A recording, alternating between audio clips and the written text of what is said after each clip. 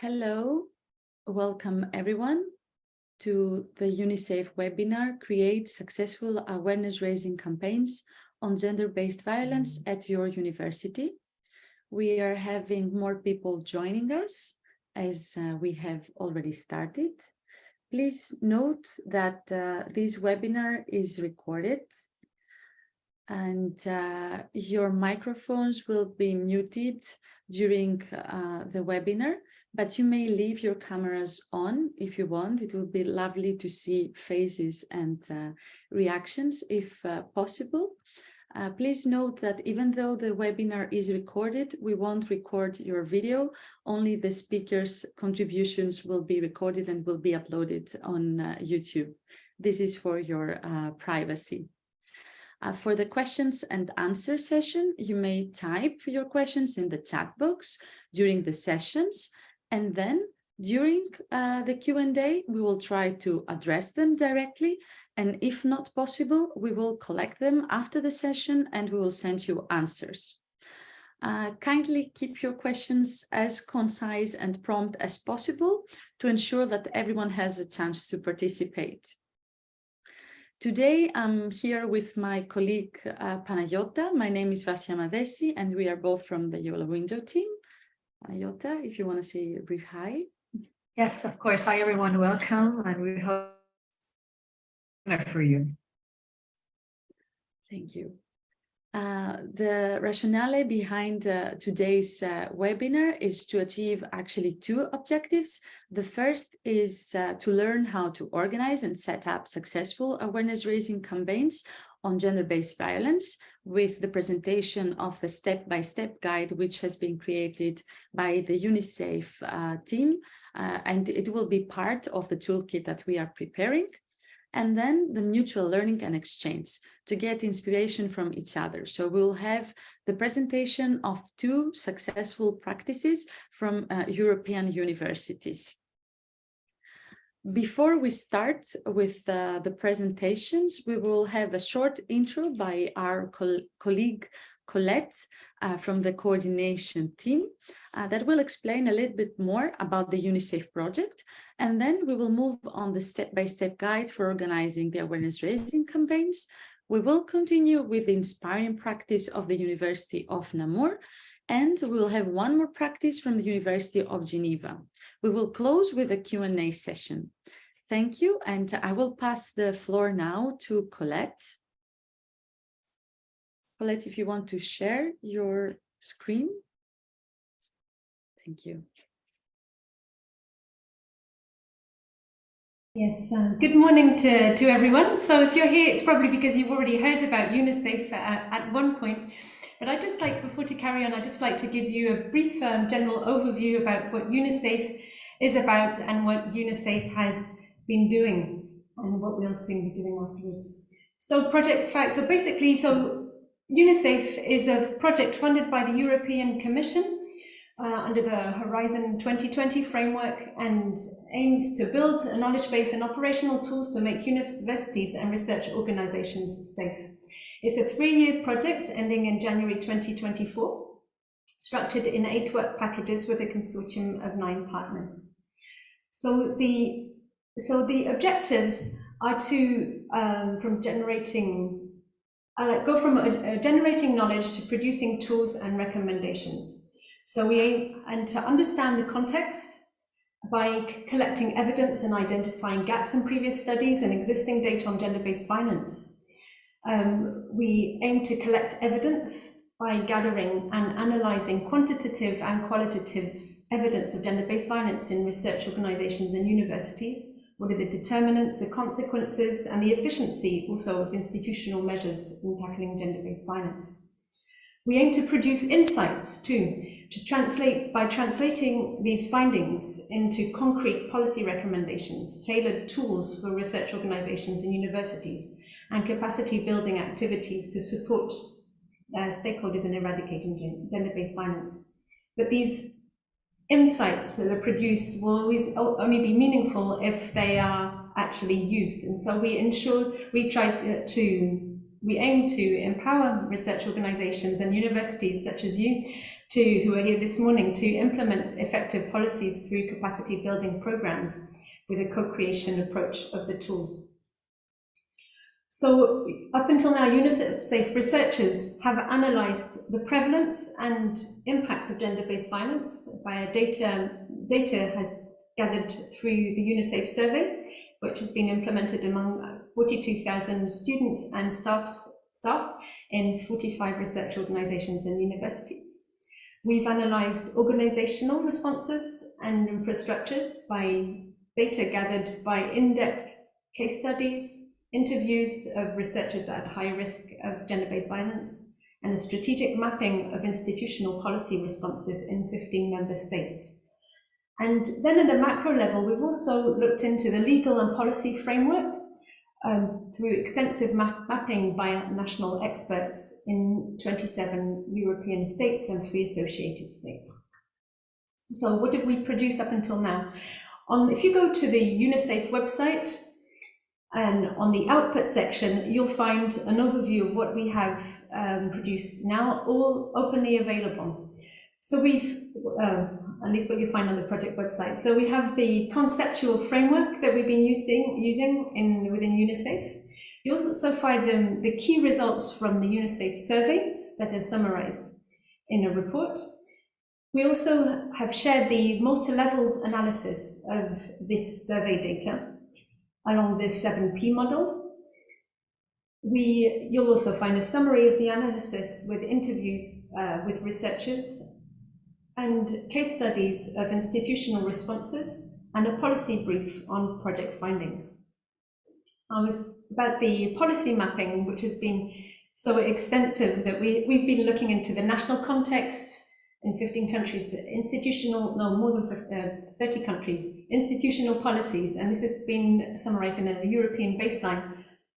I want to say any more about it, go to the UniSAFE website and you'll find all about it in the output section, and also in the map. Have a look at the interactive map that we've developed. It gives a good overview of the different policies in different countries and how they compare with each other. Coming soon, we have policy recommendations with white papers, recommendations to policymakers, RPO management, a policy brief. And if you hear this, because we're also working on a toolbox for universities and research organizations. The toolbox is still in the making, and it also includes a step-by-step guidance to set up awareness-raising campaigns. So we're here, so I'll now pass the floor on to Luke to tell you more about this tool. In any case, please, if you would like to follow then UniSAFE to find out about the next outputs, please subscribe. Thank you very much. Thank you very much, Colette, for this short presentation. Then without any further ado, we can continue with the presentation of the step-by-step guide. So I give the floor to my colleague Panayota. Yes, of course. So I guess you can see my screen. Perfect. So moving on to the second part of our webinar, the brief presentation of the step-by-step guide for awareness-raising campaigns for universities. So as you may already know, awareness-raising campaigns are an essential element in the prevention of gender-based violence in research institutions and universities. They aim to educate the academic and research community about the importance of this issue, and it shows a commitment in combating any social challenge, in our case, gender-based violence. So this step-by-step guide aims to be a practical tool for representatives from universities and research institutions that would like to learn more about setting up such a campaign, or they're interested in replicating the inspiring practice using the template designed by UniSAFE, which we will present later. So it is addressed to communications officers, equality and diversity officers, or any other staff interested in the campaign design. So this guide is available in UniSAFE's website, and you will receive it after our session. And it presents the basic steps as presented in the next slide, which are the creation of the campaign, where you design your strategy, you bring on board allies and actors, and followed by the step number 2, the launch of the campaign. And of course, Step 3, the evaluation of the effectiveness of the campaign using indicators and feedback inputs. Today, we will briefly present the steps with supporting examples, and you will find more details for each of these elements in the online guide mentioned. So the first step, the first phase starts with the concept creation and ends once you have a full strategy and set of materials to launch your campaign. As a first action, you should set up your working team. The working team is responsible for the design and implementation of the campaign strategy. And here you need to identify important actors such as the equality officers, perhaps staff members from the communication department, students, advocacy group, anyone who has unique experience and expertise. Your aim is to have a diverse range of resources and expertise for better results. So moving on, as a next action, you need to clearly define what you want to achieve. Is it to build an awareness campaign for what is or isn't acceptable behavior related to gender-based violence? Do you aim to inform students for the different forms of gender-based violence? Services provided by the university? So at this step, define clear objectives of what you want to accomplish and set achievable results with clear indicators that we will discuss as well later. So this definition of objectives also helps you define your target audience, the key group that you aim to target.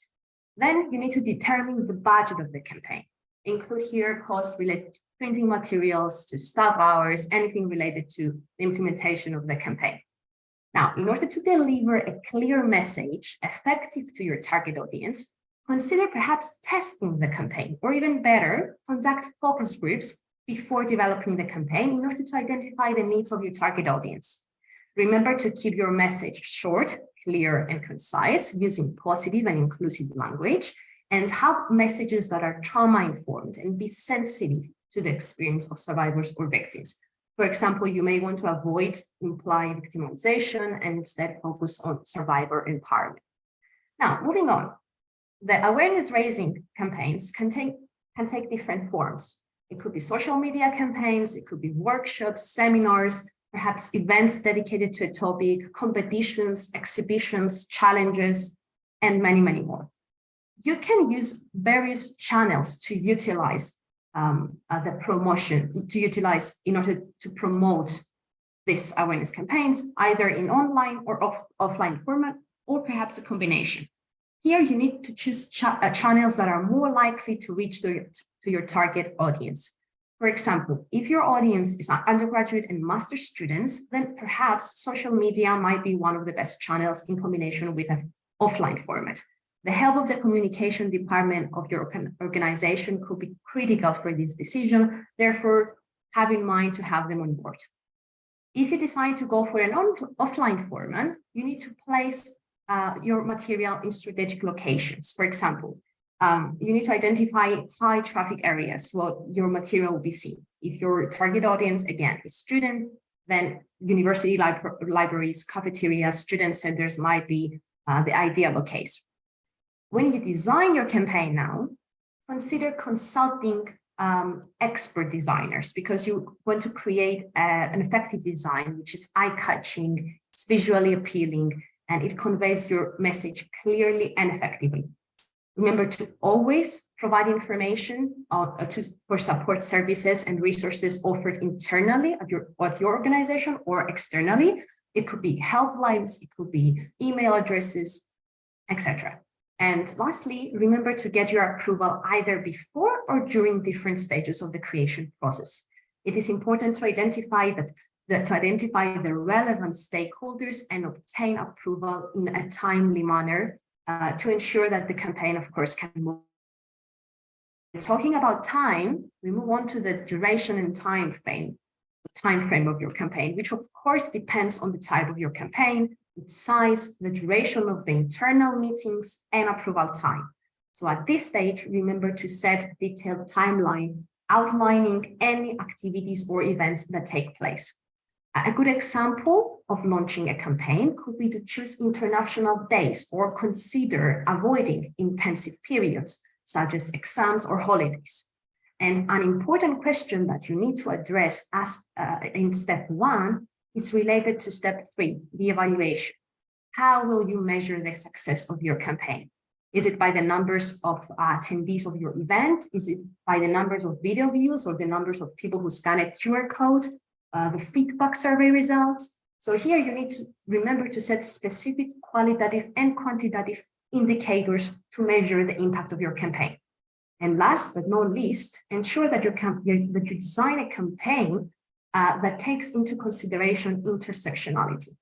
Address any other social dimensions so that your campaign can be accessible as possible, as accessible as possible. Can people with disabilities attend your events or activities? Do international students who don't speak a local language are aware of the services offered? Consider making the materials available in multiple languages and ensure that the messaging and outreach are culturally sensitive and inclusive of diverse perspectives and experiences. So if you have addressed this point so far, then it means that you have a set of material with strategy ready to be launched. Vasya will tell us how to do that in step 2. After having a full strategy ready and a set of materials and addressing all the above mentioned points that Panayota explained and presented to you, you have 2 more important steps. With step 2, you have the launch, therefore the implementation of the actual campaign. For this particular step, we propose a few indicative activities. The list is, of course, not exhaustive, that depend on the size of the campaign and the publicity you foresee. You can consider launching and issuing a press release.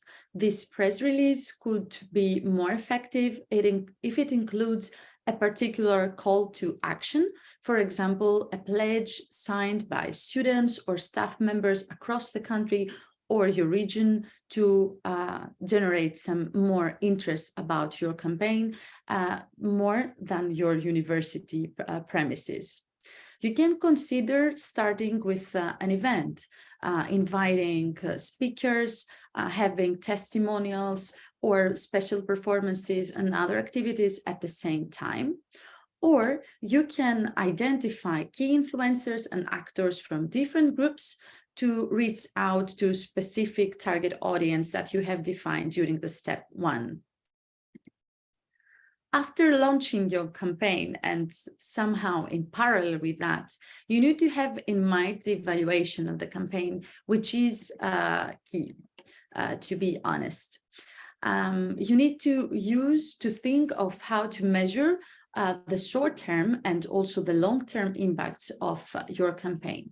You can do that by using qualitative and quantitative indicators that are proposed to be discussed with your teams during the step 1. In this particular step for the evaluation, you can also try and generate a report to convince the key stakeholders and decision makers in your institution. This is in fact a powerful tool, as you will know with the evaluation report how to adjust future campaigns, what is working and what is not working, and you will capture what is missing and what it can be effective in your institution. Remember that gender-based violence is a complex issue and your campaign is just one step forward addressing it. Therefore, you need to think beyond the campaign. With sustainability, the campaign can be part of larger activities at your institutions, and if effective, it can be somehow incorporated in your policies of the campaign. Finally, we will have some tips, some do's and don'ts that we have generated from the inspiring practices. So in order to avoid victimization and provide a trauma-informed campaign and a safe access to resources, we recommend to have on your material emergency call numbers that are available 24/7 hours for 7 days. This could be a national call number or an external organization if you do not have this facility inside your institution. And it will be better if you also check and liaise with those numbers, if possible, about the timeframes that you will launch your campaign, so they are informed that they might receive phone calls from your institution. You can consider also providing psychological support to the victims and survivors and the bystanders. Except for that, please note that the campaign is an opportunity to have further engagement, and you can do that by launching a pledge or a specific call to action along with the campaign, not only to inform and raise awareness, but raise awareness beyond the institution and beyond the target audience. Your campaign could be also an opportunity to give a platform for people that have experienced or their bystanders to share their stories with the institution publicly or with the facilities that are provided for them. You should be careful with aligning the messages with the university's policies. You can do that actually by being playful. It depends on the tone of voice that you want to give to your campaign. You can use humorous language, slang language, or serious tone. You will see two examples that are using both these approaches. The information you will provide in your set of materials needs to be accurate and up to date. And you may use all creative responses like storytelling, multimedia, and art installations, whatever you can think of that could be eye-catching, that can have a visual design, and so on. And you should have in mind that this is not a one-person show, but rather a collective effort. So please engage and share the ownership of the campaign. Finally, the guide that you will receive after the webinar has a set of inspiring practices that will be also presented here. For the inspiring practice of the University of Namur, we have also an online tool which is available on the UniSAFE website that you can use and replicate the exact campaign and tailor it to your institutional needs according to the steps that we have presented. We will also present the campaign Don't Turn a Blind Eye. Thank you very much for this. And if you have any questions, you can post them on the chat box about the step-by-step guide. So in this step, we will move to the presentation of the University of Namur and the poster campaign to raise awareness about sexual harassment. We will have with us Andrea Inacio Ribeiro, who is the Communication and Marketing Officer at the University of Namur. Andrea, if you share your screen, please. Yes, hello. I think my screen is shared. Yes, perfectly, thank you. Okay, so hi everybody, and thank you UniSAFE to have the opportunity to be there today. My name is Andrea and I represent the University of Namur today here, and I'm going to explain you how did we build an awareness campaign based on sexual harassment. I'm in this project because my colleague Colleen, who is the main person in contact for the FAR, invite me for my communication and marketing skills for this campaign. So at first, I'm going to explain you what is the FAR. Then I'm going to explain you why did we choose the sexual harassment as a topic for the campaign. And then I'm going to take a time to explain you in detail the constructions of the campaign. And I have some recommendations also for the end of the presentation.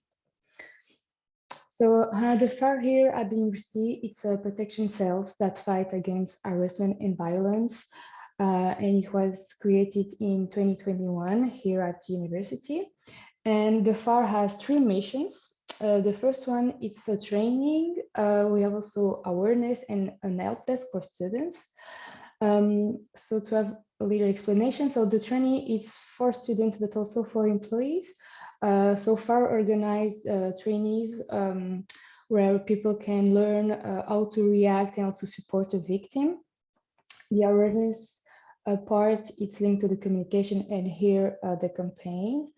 And the help desk, so it's my colleague receive students who have a situation linked to harassments, and so they can contact the FAR through email, by a form, but also by phone, and my colleague receive them and have a meet and give to the students the different steps and support that students can undertake if they want. So now I'm going to explain you the campaign more properly. So this is the students. The students decided to talk about sexual harassments because after some conversation, we realized that the most frequent type of harassment in the campus is the sexual. So students decided to talk about it and sensibilize people to this. So consent and harassment, sexual harassment. And now I'm going to explain you in detail how did we build it. So like Pan, I think, said, we have a working group with 10 students. The main contact of FAR, my colleague, and I, a communication officer. The students was invited to the working group by email, and we have like 10 students. And with this working group, we had 4 meetings. And I'm going to explain you what did we do during the meetings. So for the first meeting was a brainstorming during what we talk about, what is harassment. So my colleague explained the different types, so the moral, sexual, but also the physical harassments. And at the end of this first meeting, students say, okay, we want to talk about sexual harassment because for us this is really important, and like I said, it's the most frequent on the campus. So it was the first meeting, more theoretical. And for the second meeting, I wrote a benchmarking of serious harassment campaign created in Belgium. And I share with the group the do's and don'ts that I think it was important. And due to that, with the group, we could decide what we want to keep from these different harassment campaigns.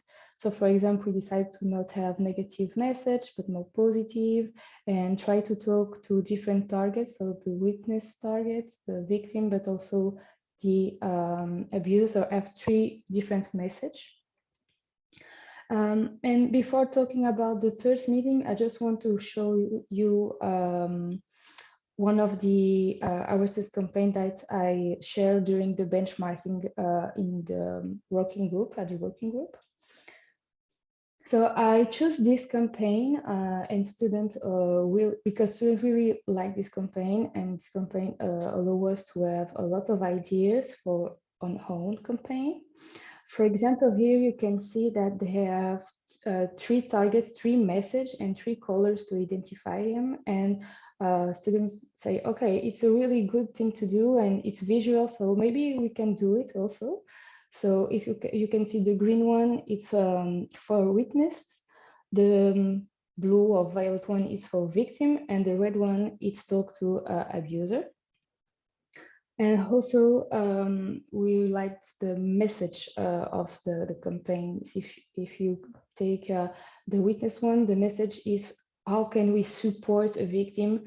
And there are different tips that we can have in mind if you're in kind of situation as a witness.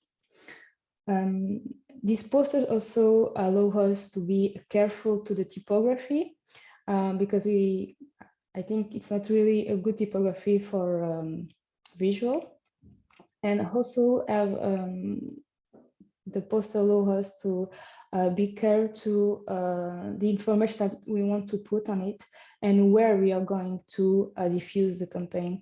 For example, here there are a lot of more information and good information, and I think this kind of poster had to be in the waiting room, for example, or in a space where students eat and have time to read all the informations. So yeah, after the first meeting and the second meeting, so we know that students want to talk about sexual harassment. We want to talk to 3 different targets, have positive message, and be care to different points of typography. And so then for the third meeting, each student wrote his own message that they want to share through the campaign. And we realized that students created like scripts and dialogues. So the idea of creating chats came up, and we decided to put this chat on a smartphone because yeah, the target audience will be the young people, so students. And I think we all agree to say that a conversation, a chat activates human curiosity. Like we want to know what is in the chat, what is talking about.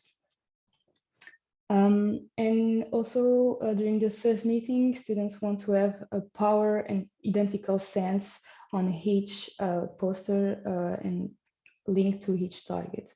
And I'm going to show you in detail in a few minutes the posters. And for the final meetings, so I wrote a poster template, and with the working group, we decided what we want to keep, and the students gave their feedbacks to adjust as much as possible to the student audience.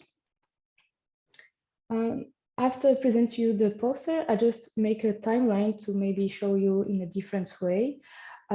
So from October to December, we had so the fourth meeting with the working group and create the campaign. Our wish was to diffuse the campaign online in January, because here in Belgium, students are home in January to study for their exams. And the idea was in February to diffuse the campaign offline, so I'll put the posters in different parts of the campus. But unfortunately, we have some internal discussions that make not possible to make this diffusion, and the campaign was only launched in March. After the diffusion, my colleague also organized a week harassment event on the campus, and every day we had conferences, debates, also move projection linked on harassment and consent, and our campaign was diffused in each part of the event. And in September, so 2022, we reunited the working group and have a debriefing on the campaign. And so now I'm going to show you the fourth poster and go in details to explain you each one. So here you have the poster where that the target is the abuser. And in general, in each poster, we have the same background. So here it's a known place in Namur, known for its insecurity. And so it's next to the river. They are a little way with really dark, and there are no lights. And quite every student know this place, and it's really uncomfortable to be there only. So we choose to this image for the background of the posters. You can see in the top of right the power and identical centers that we choose for this poster. And in the footer, we decided to put the practical info, so how to contact the FAR by email, through the website, and also we put a QR code. So the QR code it's linked to the website, but also to the campaign, so people can download the image and share with friends and other students if they want. and it was for us a way to evaluate the campaign, but we know that it's not the first goal of the campaign, so we are not really sure that it's going to bring us a lot of data. And here we choose the red color because in communication, red is linked to attract attention, but also to danger. And yeah, in each poster we use slang words here. So yeah, and also another thing, each poster have a title for the chat, and this title is linked to two parties in Namur that students are going there. So students can identify him through the chat. And here in this portal, the situation is this one. So this student is telling to his friend that he had sex with a specific girl, and the friend tries to explain that maybe the girl did not consent because she was drunk. And the goal for us is to explain that we have to have the consent for people before any intimate contact, but it's also a way for us to explain, if I can say, a positive way to explain to someone that what you do it's not right. So here the guy is not say to this friend that you are a rapist. No, we try to say, okay, you have to have the consent of the people. So we try to have a positive way to explain to this friend that you do it's not right. Here in this post is for the victim, and we choose the blue color because the meaning in marketing is into confidence, trust, and calm. And the situation is the next one. So sexual harassment happens during the last party, and the victim explains what happened and feels guilty because he or she did not do did nothing to stop it, and he said not even scream. And the friend explained that is not he or her fault, and that she should not feel guilty for that. And the goal also is to remove the victim guilt and encourage people to talk to someone close and to speak freely. And so I have two other posts, and the two next posts I have witness as a target because we have two goals that we want to share. So we decided to make two posters. And we choose the orange color because it's an attractive color in communication. And the situation is the next one. So here a student witnesses a girl being arrested in a public space. And he doesn't know how to react properly and tells his group of friends. And the idea and the answer of the friends is to encourage support and solidarity by intervening and interrupting the interaction with the harasser. So the response of the friends is, okay, go close to the girl and pretend you are his friend. So it's the answer of the friends.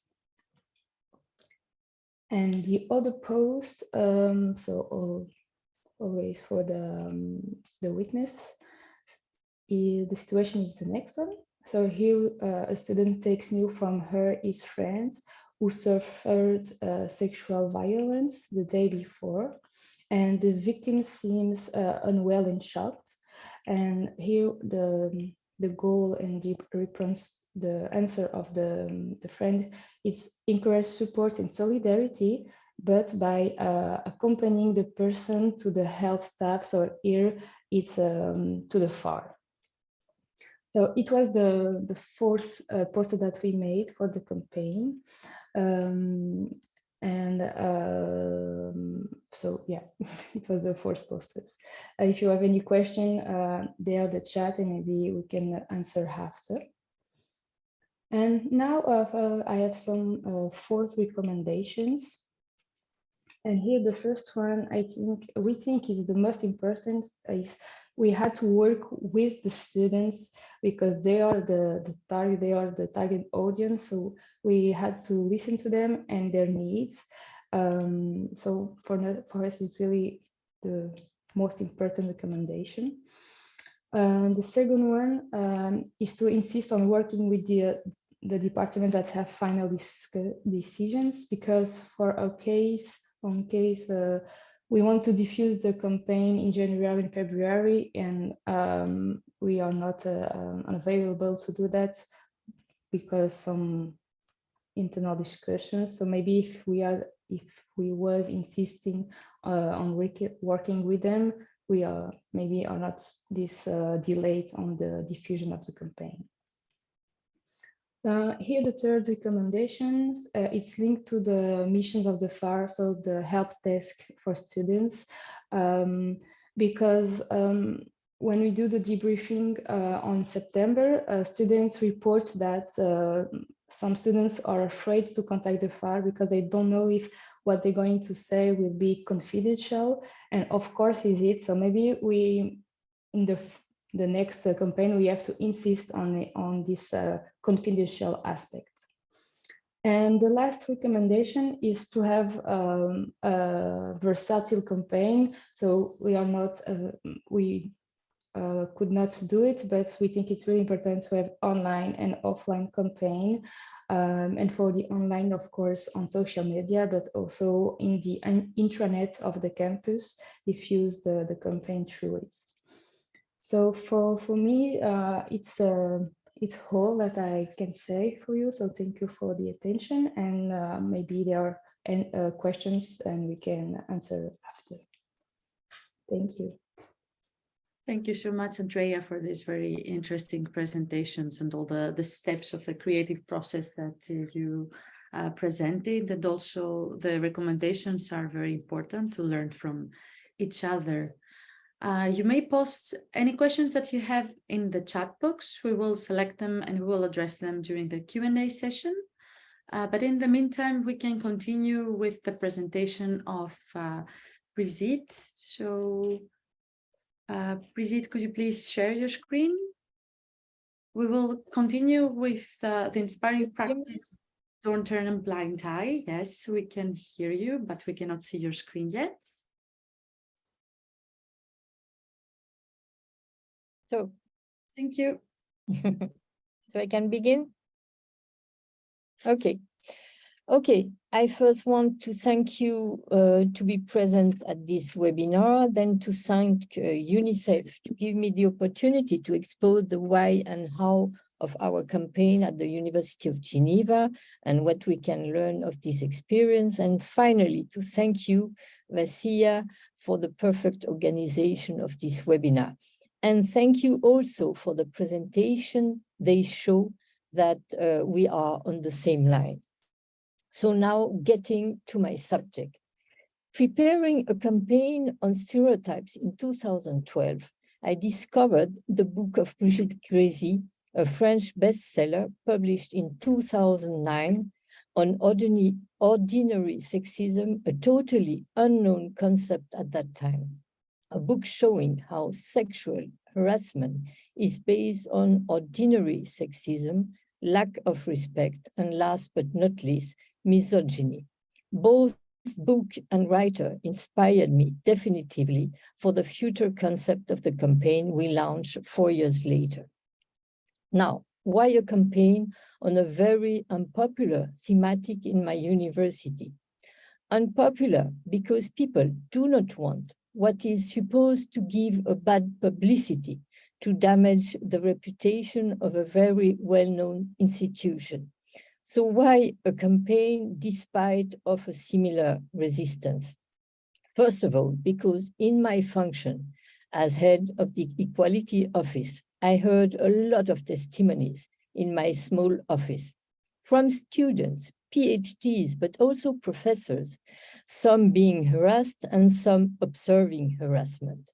I was somehow shocked and fed up with the inefficiency of my personal involvement talking to a dean, talking to my rector, trying here and there to better the situation, but actually working on a very personal level and not on the structural aspect of the phenomenon. Then being involved at national, but also international level with other people working in the field of equal opportunities or gender studies, I could notice that we were all facing the same difficulties. Finally, a group of students was the detonator. They built in 2015 an association called SELFS in my university and organized a conference on harassment with testimonies, professor of law, and other specialists. This conference and their real anger showed me that it was the right moment to try something on a bigger level. All this put together, I was pretty convinced of the necessity of a campaign. But working in an academic institution, I thought it better to have more solid data with a real academic study on the thematics. So Claire Fanico, researcher in psychology, in psychosocial science, was mandated to do the study. And we were even surprised with the result and the importance of the phenomenon of sexism and harassment in our university. We presented the results first to the deans and the presidency. They were impressed, felt uneasy, and decided to do something. It is very important to have them with you. To be on the safe side, we presented them every step, every slogan, every poster during the preparation of the campaign, so nobody could criticize it afterwards. They were implied and agreed so. We had also a press conference presenting the study to a larger audience. Then after the presentation of the study, the presidency decided to build a commission composed of a vice president, a dean, a vice dean, a professor from the gender studies, 2 students, the directors of HR and law department. We also invited specialists to present us, for example, single points of contact, cells, and so on. This group was a necessity because even we could have done the campaign much quicker alone. You absolutely need partners within the institution. And even though we noticed resistance during the preparation, but also during the campaign, people asking after some months, even women, to get rid of the posters, arguing that they were disturbing, they were giving a bad image of the institution, as if the suffering resulting of existing harassment and impunity give a good image of an institution. Then during this period of preparation, we were talking about the target audience in academia, very important, how many students and employees, male, female, and others from diverse backgrounds we have to deal with. So you have here what we have as students and international, national, speaking French, speaking other languages. And also diverse ages from 19 more than to 65. And also to be aware that people are coming and going every year, from students to professors in the institution. So you have to repeat the message after the campaign. Then we had to decide which type of campaign we wanted. Working at national and international levels, I saw a lot of posters or campaigns with a sad woman or a big guide behind her.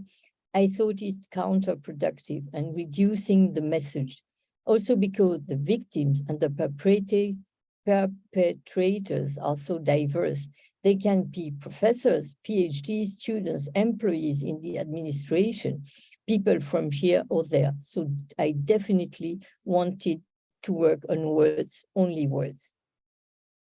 So we had the testimonies, the words quoted exactly from the victims or the perpetrators in the language collected from our daily life in the institution and from the study. But how to elaborate this raw material? How do you want to work with words only?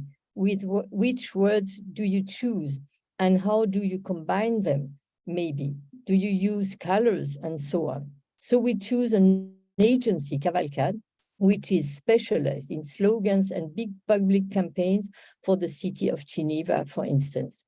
Our surprise was to work with two guys who were as determined as we were and as shocked as we were with the phenomenon. Sometimes we had even to slow them down because of too strong and direct slogans.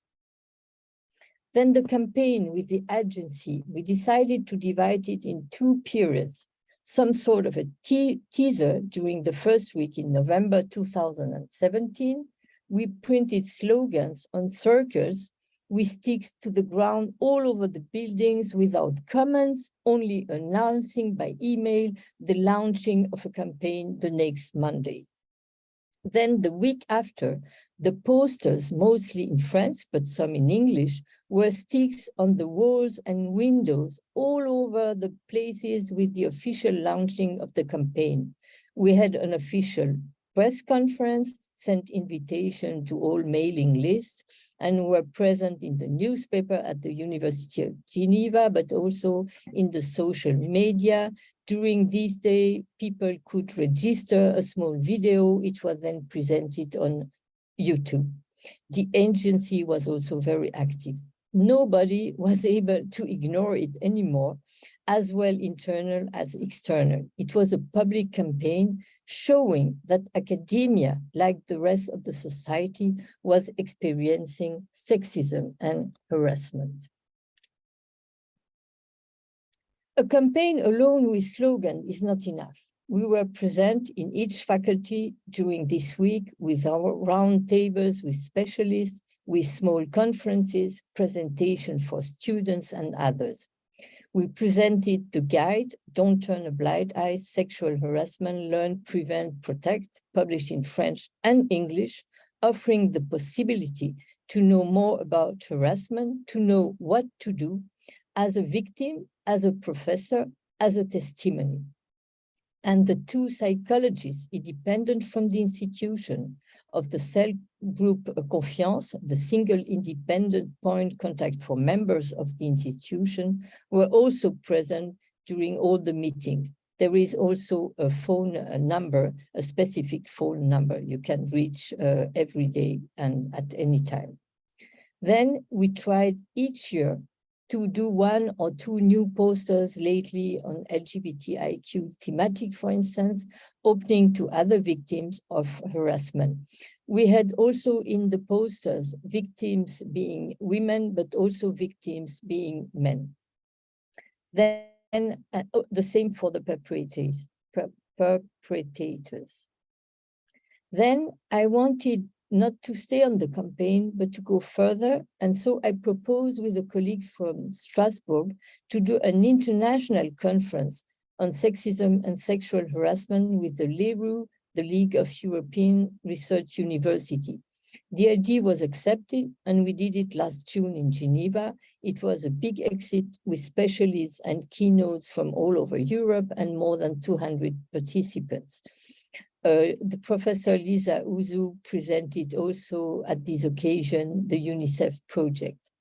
The idea was to reconcile research with the field, to talk about communication, and last but not least, about the cost of harassment for institutions.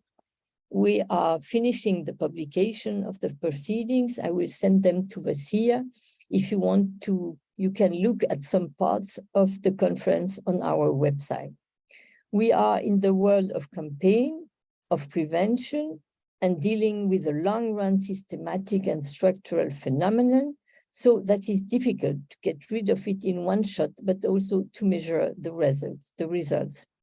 Of course, impatient, I was disturbed by the discrepancy between the campaign and the tool developed and the resistance to real changes.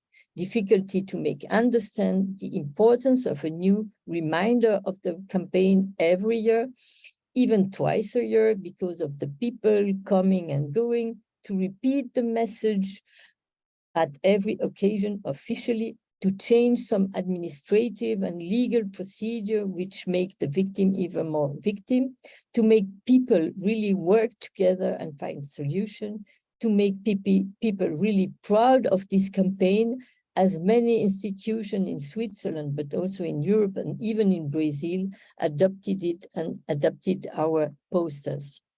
Maybe it was a little bit too early, but I know that big changes are on their ways and that they are based on this campaign, which broke definitely the big silence. Harassment was no subject at UniSAFE before 2017. And since then, a lot of researchers, students in many faculties are launching events, campaigns with the support of part of the hierarchy, which is a strong sign. The Clash campaign, you can see, was a campaign launched in March 2021 by students in the Faculty of Medicine with the support of professors. It's a big deal in this medical milieu. Thanks to a vice rector, very dynamic, we have a website on respect, and thanks to a good work between the HR and the Equality and Diversity Office, we have now new guidelines and people are trying hard and seriously to work together in order to prevent harassment. So for me, even it is not perfect, even we can do better and have to, there is now a consciousness that will not disappear. We broke the silence. And don't forget to make great women visible. You respect better people you know and admire, I think. So thank you. Thank you so much, Brigitte, for this inspiring presentation. We will move now to the questions and answers session.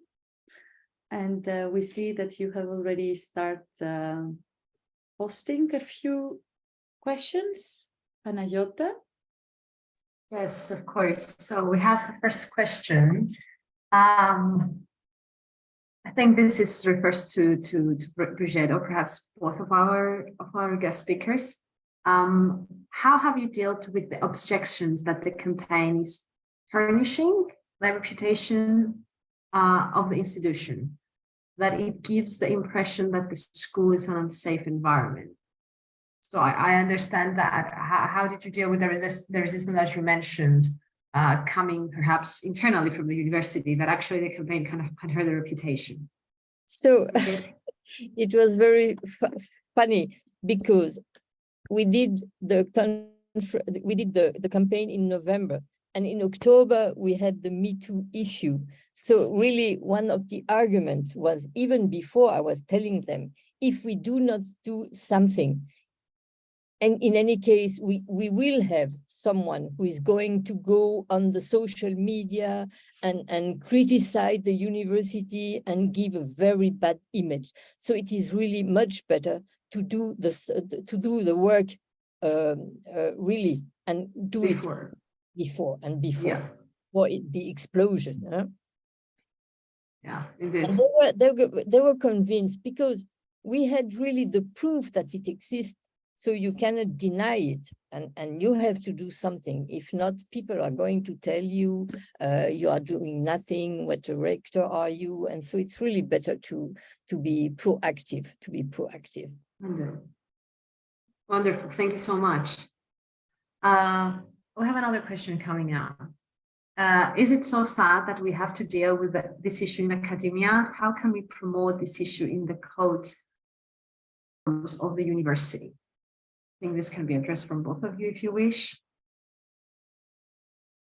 Can you repeat the question? Yes, of course. I understand it's more of a concern. Like it is indeed sad that we have to deal with such issues in academia. So how can we promote these issues? Yes, I think it's really a pity we have to deal with this, because I can tell you a small story. My secretary was not from the academic milieu.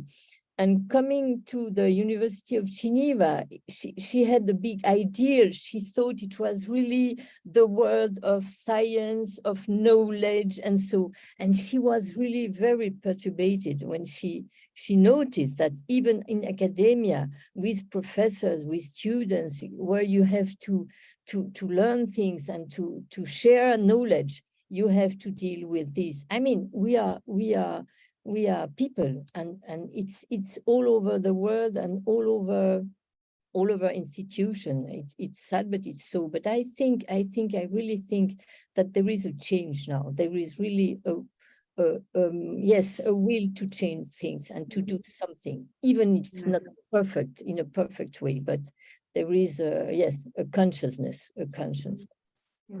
Yeah, Thank you. Thank you. maybe I have. Andrea, please. Yeah, so I think here in the University of Namur, so we are discussion because, like I said, we created a unique cell really just for this kind of situation. So we think that things are really changing, and university and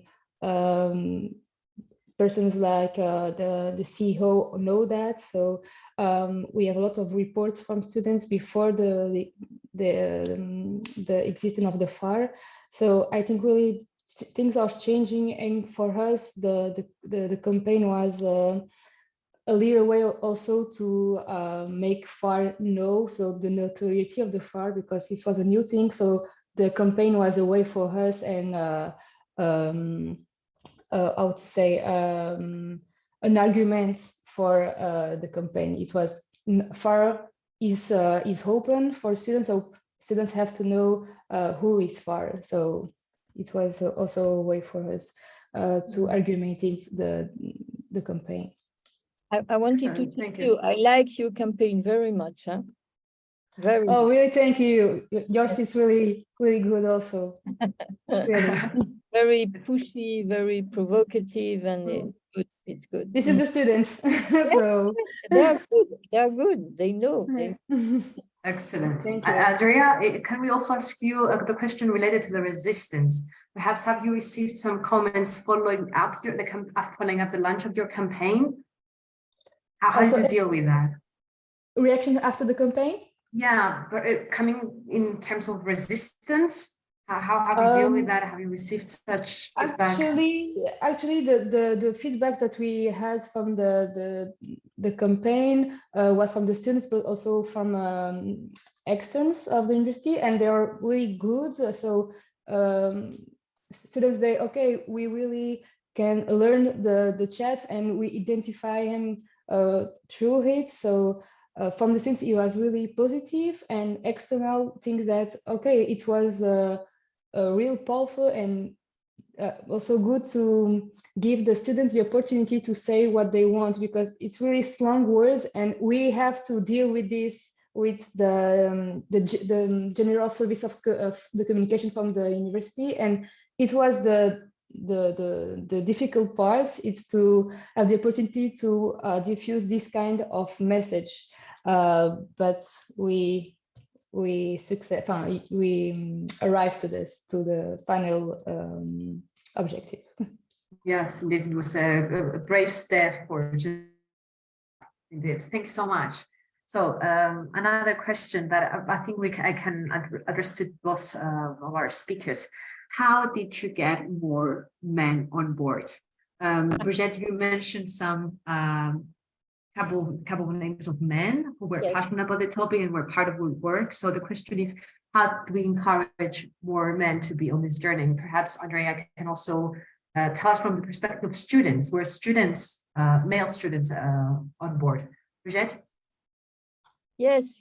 I mean, during the week of the presentation, we had a lot. It was very funny because in science, in the Faculty of Science, we had a lot of young men coming with questions: how do we do with women, and so with girls, and so it was really somehow nice. And there was the resistance from a professor, but we talked with him. And we really wanted to have. We had the dean of the Faculty of Science, a man, with us during the whole procedure. It was very important to have a man. But it is the difficulty. I don't know how it is in other universities, but each one I was doing as a head of the Equal Opportunity Office, a lot of conferences. And it was always the same. You have 100 women and 10 men. Even a conference by a man, for men, it was the same. So it's really, it will change really when Mhm. we will have 50-50%, because we are 50-50% of the society.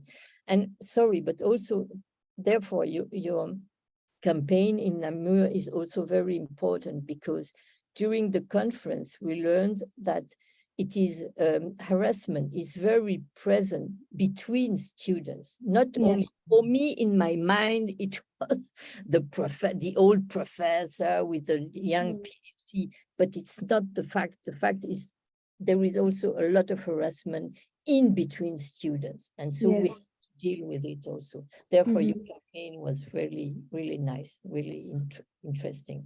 Great, thank you for this. Andrea? Yeah. So when you talk about the men's, the importation of the men's, so here for us, for example, in the working group, we have like not 50-50, but maybe 60-40. So Yes, it was quite equal. We have men students and girl students, and all are really in the same mind, in the same vision of the situation. So yeah, for us it was a good thing to do, to see us and to watch this context and the situation.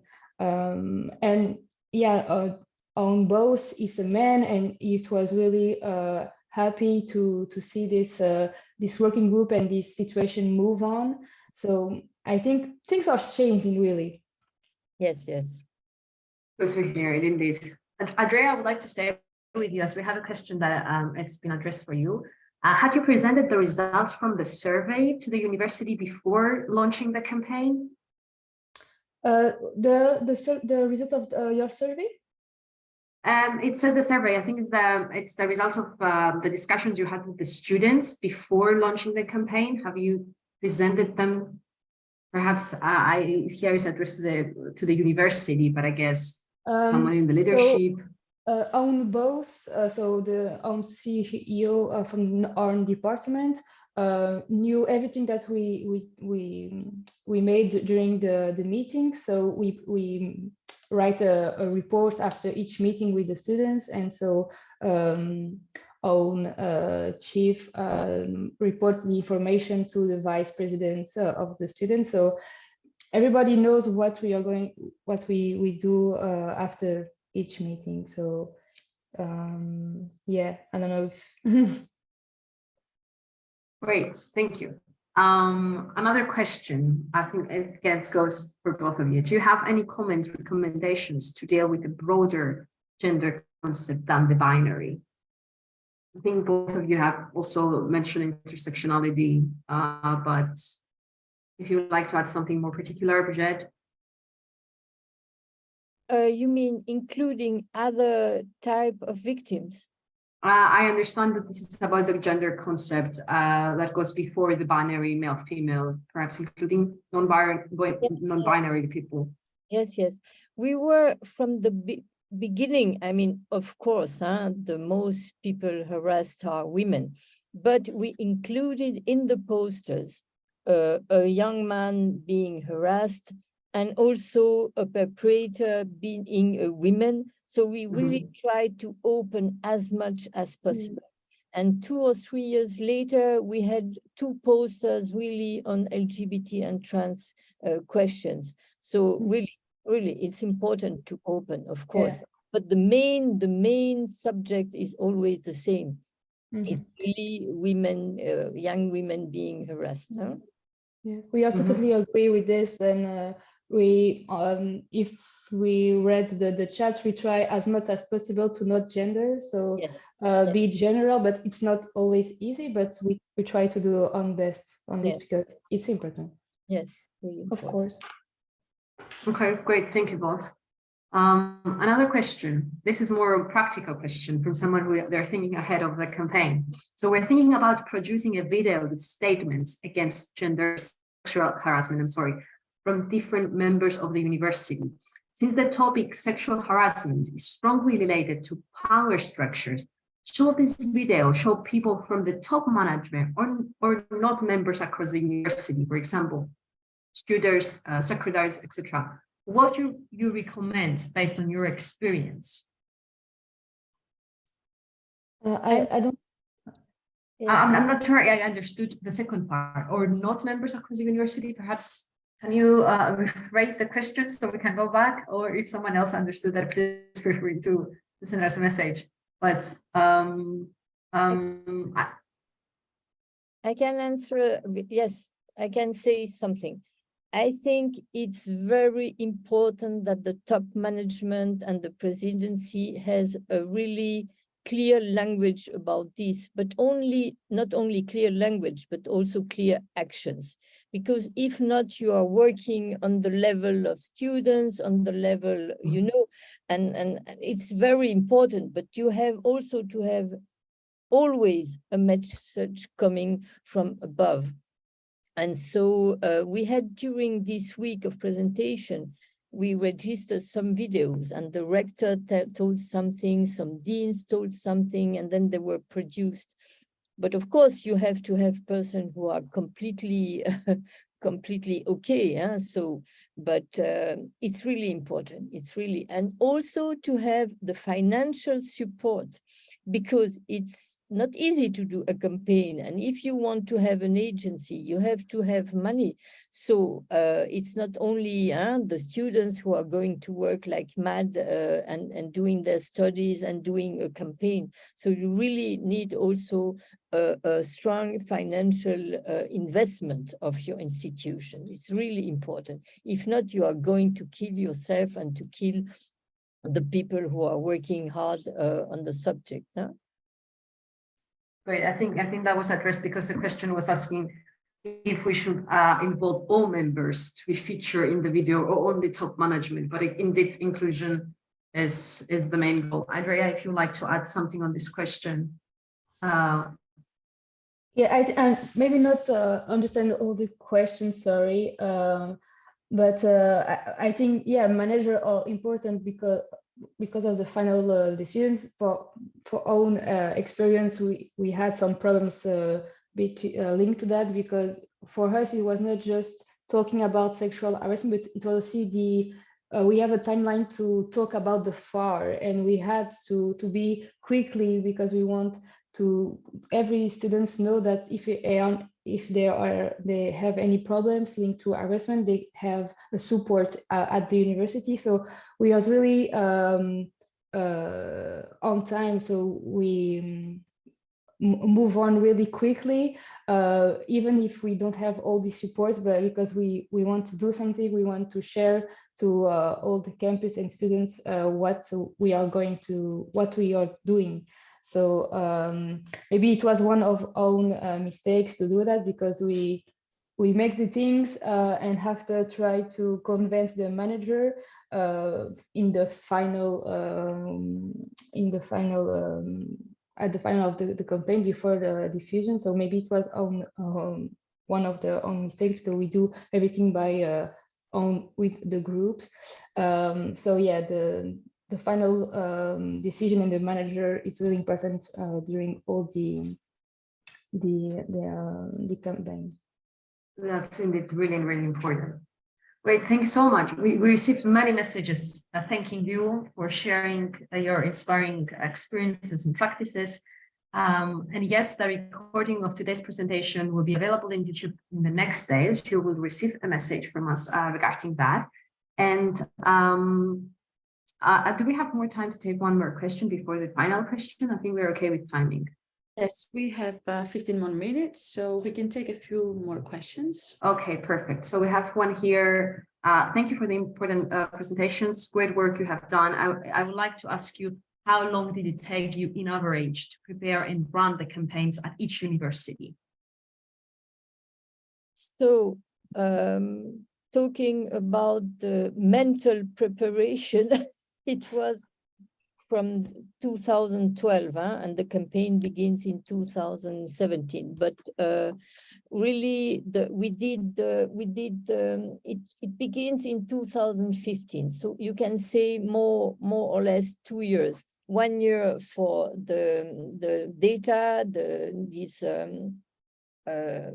survey we have done, and then 1 year of preparation, but really 1 year of big job. Huh? So it was really meetings twice a month with the group and really preparing. So you need more or less, yes, 2 to 1 year, 1 to 2 years, if you really want to do a good campaign. Wow. It's not an easy job. It's not an easy job. Yeah, it's not as easy as we think. Mhm. Andrea? Yeah, for us it was a little bit different. Like I said, we want to go faster to talk about the problem, but also about the sales or the FAR. So we, like I said, we start to think about it. I think in August or September 2021, and the final, so the diffusion of the campaign was in March 2022. And so, like I said, the meetings was between October and December. Also, maybe I Okay. can, we were beginning from nowhere, huh? So we had to do a job. If you have data in your institution, if you have groups of so, you can do it in 1 year, of course. Excellent. Thank you both. Two more last questions. What do you think about hanging posters in toilets? Is it an effective strategy? I've encountered objections that it doesn't work. So just a slight point on that. One of the third inspiring practice that we have included in the guide is Ask for Angela, which is a campaign that aims to encourage victims of in an appropriate meeting or date to ask for Angela in the bar or the cafeteria that they are probably around, and the staff is trained and is ready to know, they know how to address the Ask for Angela request. And this is usually hung in toilets. So you can find more about this campaign on the guide, but I wanted to slightly just mention that. But Brigitte or Andrea, would you like to, do you have a comment on that? Yes. Go. Brigitte? Yeah. Okay, yes, we had nothing in the toilets, because in the toilets there are always a lot of comments. No, I'm kidding. We had posters in cafeterias, in big halls, in libraries, and so on. We really tried not to have a poster in front of the door of a professor, for instance, because then people are going to say, oh, it is the one who is doing. So we really thought about where to put it, where people are talking together, where people are staying, and so at the entry of the university, for instance, of the buildings. So we really thought of putting them in public spaces. Excellent, thank you. Andrea? For us here, so own poster are not on the toilets, but more, like I said, also in library, in the corridors at the faculties, but also here in Namur, each faculty, so each student in faculty have a group and has his own bar owned by the students, and we put the poster there also, so in the faculties, bars of faculties. And just to answer to the question, here at Namur, so not at the university, but in the city, there we have 3 bars who have this campaign of Angela on the toilets, and it's my own idea, and I think it's a good thing to do, but the message has to be powerful. So the campaign of Angela, it's good, and I think in the toilets it's a good place for that. But I think we had to have a good message to put a poster in toilets. Great, thank you so much both for accepting our invitation, for being with us. It was truly inspiring. We have one more last question, but I think this is an excellent opportunity for us to end this wonderful exchange. So the question is, well, thank you for the great presentation, inspiring work. Given the challenges in some universities to perform activities, campaigns like this, Is there any institution external to universities to address the concerning issues of gender violence in academia? Has UniSAFE project thought of this? And indeed, this is one of the main objectives of UniSAFE, is to develop 7P framework model that address the 7 Ps that include prevalence, protection, prevention, prosecution, provision of services, partnerships, and policies. Holistic approach to tackle gender-based violence in academic context. And the work done so far will be presented and will be our next webinar series offered on the 18th of April, 25th and 2nd of May. It's 11 Central European time. It's going to be a series of these 3 main parts, which of course will aim to give to participants a comprehensive understanding of what gender-based violence is and what it's the impact on academic environments, but most importantly, to introduce the 7P model to the participants. And similarly to today, we will have some inspiring practices addressing the various Ps. So we encourage you to register. Registration is now open. It's available in the UniSAFE website in the latest news under the news section. So we will, you will of course receive more information about this webinar in the follow-up email received from us. So for now, we would like to ask for your feedback because it's indeed really valuable to capture your experience. But most importantly, we would like to capture whether you are interested in replicating a campaign and running a campaign at your institution. So you will see that in the exit questionnaire, we will ask some questions regarding that. Of course, we will be made at your disposal for any questions you may have. You will receive the material, the guides, information for the webinars from us. I'm sorry if I'm missing something else, Vasia, perhaps. One final question. We would love to have your opinion, but one final question to Brigitte and Andrea. Is it okay if the campaigns are replicated from other universities, or do they need to sign a memorandum of understanding? This is one of the questions that we have. Thank you. I didn't see it. Thank you. Of course you can. Of course, I would be happy if it is replicated. Of course, the only thing I would like to know, and that people address me, you know, and telling, yes, we are going to adopt this part or this part of the campaign in order to show that it is lively. All right. Yeah, it's the same.